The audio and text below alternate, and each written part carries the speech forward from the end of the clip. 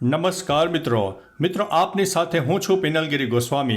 આજની વિડીયોમાં વાત કરીશું આજે તારીખ 4 મેથી લઈને 18 મે સુધી ગુજરાતમાં કેવું રહેશે હવામાન। અત્યારે જે હવામાનમાં પલટો આવી રહ્યો છે તેની પાછળનું મુખ્ય કારણ છે કે back to back west disturbance સક્રિય થઈ રહ્યા છે, જેના ભાગરૂપે તેને ગુજરાતમાં એક વાદળછાયું વાતાવરણ પણ જોવા મળી રહ્યું છે। અત્યારે મધ્ય ગુજરાતના અનેક ભાગો હોય, જેમાં અમદાવાદ, ગાંધીનગર હોય, ઉપરાંત સૌરાષ્ટ્રના સુરેન્દ્રનગર, ખેડા અનેક વિસ્તારમાં આંશિક વાદળનો રાઉન્ડ છવાઈ ગયો છે અને કોઈ વિસ્તારમાં હળવા મધ્યમ વરસાદી ઝાપટા પણ થઈ રહ્યા છે।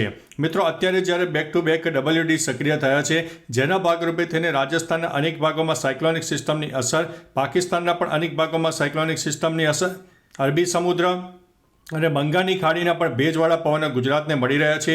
ઉપરાંત મિત્રો, લો ક્લાઉડ ફોર્મેશન પણ મળી રહ્યું છે। એ તમામ પ્રકારના પરિબળો છે જે ગુજરાતમાં કમોસમી વરસાદ લાવી રહ્યા છે। મિત્રો, આને આપણે પ્રી મોન્સૂન એક્ટિવિટીનો વરસાદ પણ કહી શકીએ છીએ, કારણ કે હવે જ્યારે ચોમાસાને લગભગ 1.5 મહિના જેવો સમયગાળો બાકી છે, ત્યારે પ્રી મોન્સૂન એક્ટિવિટીની ધીમે ધીમે શરૂઆત પણ થઈ જવા પામી છે।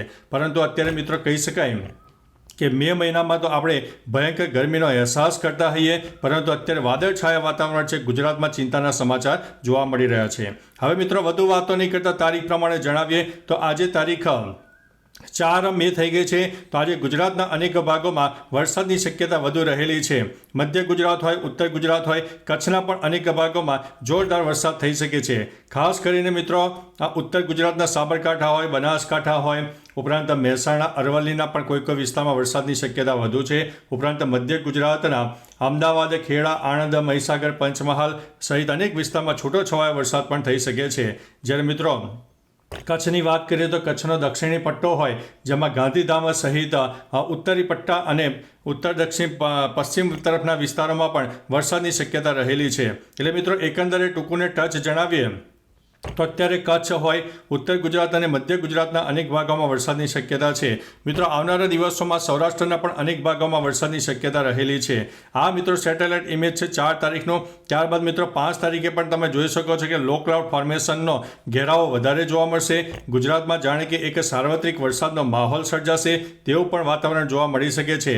ખાસ કરીને રાજસ્થાનના દક્ષિણી પટ્ટા હોય, ઉત્તર ગુજરાત હોય, કચ્છના પણ અનેક ભાગોમાં વાદળછાયું વાતાવરણ હોય, ગુજરાતનો પૂર્વ તરફનો વિસ્તાર હોય, દક્ષિણ ગુજરાતના પણ અનેક ભાગોમાં વરસાદની શક્યતા રહેલી છે।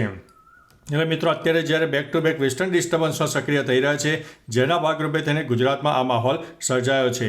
હવે મિત્રો 6 તારીખનો સેટેલાઇટ ઇમેજ તમે જોઈ શકો છો કે સૌરાષ્ટ્રમાં 6 તારીખની આસપાસ વધુ વરસાદની શક્યતા રહેલી છે, જેમાં ઉત્તર ગુજરાત હોય, કચ્છ હોય, ઉપરાંત મધ્ય ગુજરાતના પણ અનેક ભાગો, દક્ષિણ ગુજરાતના પણ અનેક ભાગોમાં વાદળછાયું વાતાવરણ જોવા મળશે।